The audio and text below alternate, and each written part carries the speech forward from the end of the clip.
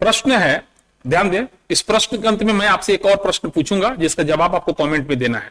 पहले पूछा हुआ प्रश्न देख लेते हैं जो 5 मार्च 2024 सिर्फ 3 में पूछा गया था। दिल्ली के निम्नलिखित सुल्तानों में से किस सुल्तान ने सिजदा और पैबोस व्यवस्था की शुरुआत की थी? ऑप्शन ए है गयासुद्दीन बलबन, बी है मोहम्मद बिन तुगलक, सी है नासिरुद्दीन महमूद और डी है कुतुबुद्दीन ऐबक।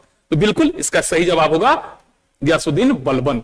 बलबन के बारे में थोड़ी जानकारी दे देते हैं ताकि आगामी परीक्षा में कुछ महत्वपूर्ण बातें हैं जो आ सकता है। जैसे सबसे पहली बात तो यही कि बलबन किसका गुलाम था, तो बलबन इल्तुतमिश का गुलाम था, है ना। और बलबन जब गद्दी पर बैठा तो इसने रक्त और लौह की नीति अपनाई। कई बार यह परीक्षा में सवाल आया हुआ है कि ब्लड एंड आयरन पॉलिसी का जनक कौन है? बलबन को माना जाता है। बलबन रक्त और लौह की नीति अपनाई थी। बलबन ने इल्तुतमिश द्वारा स्थापित चालीसा दल, जिसको तुर्काने चिहलगामी के नाम से जाना जाता है, उसका अंत कर दिया था। तो याद रखेंगे, इस तुर्काने चिहलगामी का गठन इल्तुतमिश ने किया, अंत किसने किया? तो उसी का चेला है ना, बलबन ने किया था। बलबन जब गद्दी पर बैठा तो जानता था कि वो एक गुलाम है, इसलिए उसका कोई सम्मान नहीं करेगा।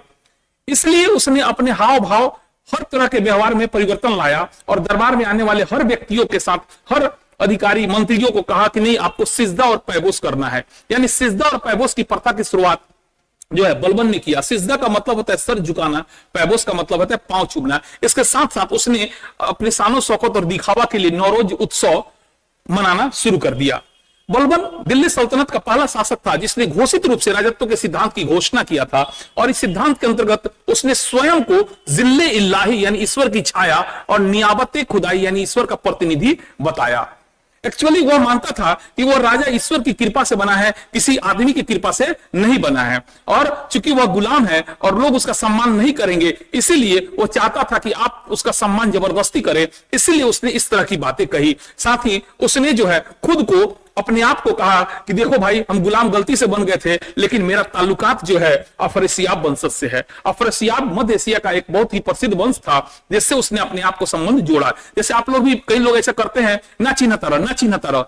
तो ये क्या कहना चाह रहे हैं कि मतलब ठीक है, अभी आपको हम देखने में ऐसे लग रहे हैं लेकिन चिन्हत नहीं कहा, हमारे दादा परदादा, हमारे मामा हई बा। तो उसी टाइप का काम बलबन ने किया था।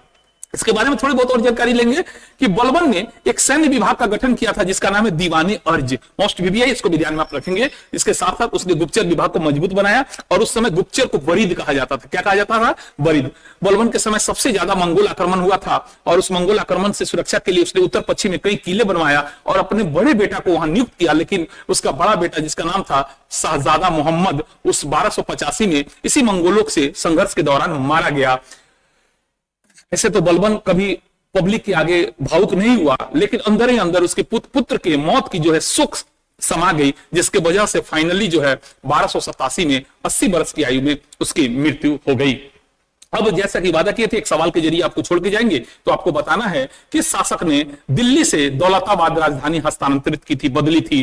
दिल्ली से दौलताबाद की राजधानी किसने बनाई थी? जरूर कमेंट में बताइएगा। अगर ये वीडियो आपको अच्छा लगा हो तो लाइक, कमेंट और शेयर जरूर करें। इससे हम लोग को काफी प्रोत्साहन मिलता है। धन्यवाद।